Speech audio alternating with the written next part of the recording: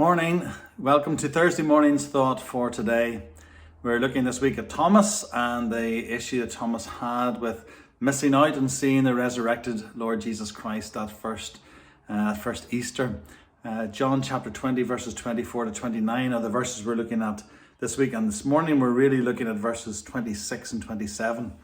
We thought yesterday about how when Jesus appeared, he didn't appear the next day, he didn't appear the next hour after Thomas had said, look, I'm not going to believe unless I can actually see and put my hands where it actually matters, i.e. into the nail holes and into the spear hole in Jesus' side.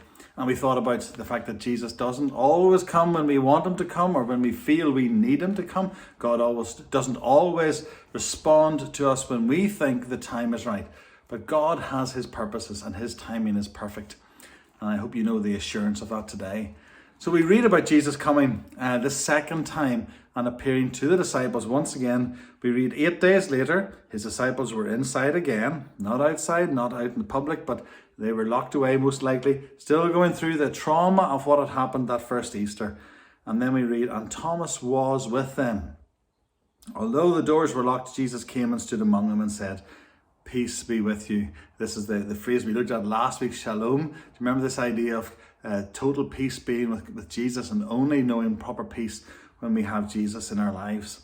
And then we read in verse 27. So after he's basically greeted them with a typical greeting, he then, it would seem without any further conversation, without saying anything more that's certainly John's recorded, he turns to Peter and he turns to Thomas and he says, put your finger here and see my hands, and put out your hand and place it in my side.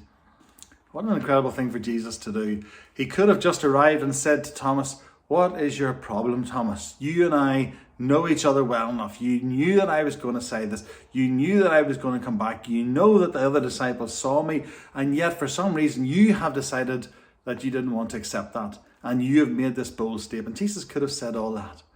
But instead, the grace and mercy that meets Thomas is incredible.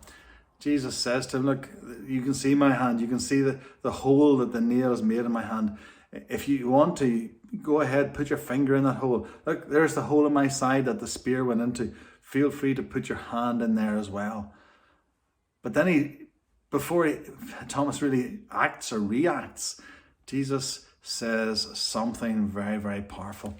Just tucked in really at the end of verse 27, Jesus says, do not disbelieve, but believe.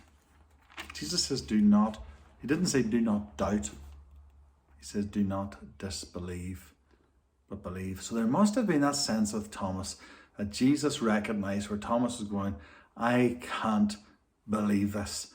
The only way that I'm going to be able to believe is if I can do this. Jesus recognized that sense of disbelief, and he commanded Thomas not to disbelieve, but to believe. In other words, here I am. Stop disbelieving. Not stop doubting, but stop disbelieving and believe. You've no reason not to believe. It's incredible when you think about it. Do not disbelieve, but believe.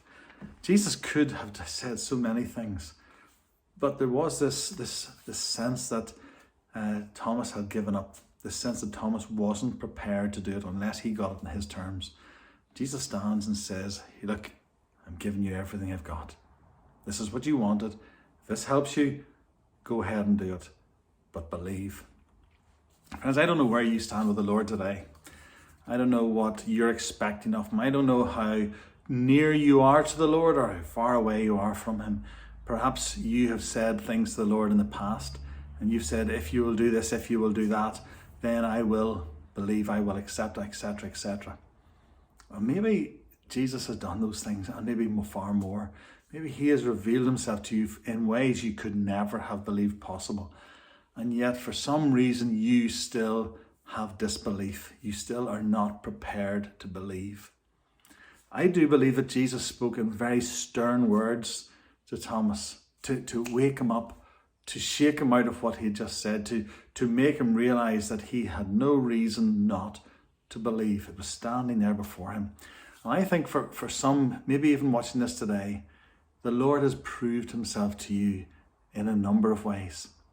And yet you still have held back and still are not prepared to believe. And I want to encourage you today on this Thursday morning to accept what the Lord has done for you, to trust him for your future, to say, Lord, I'm sorry. I know I should have believed.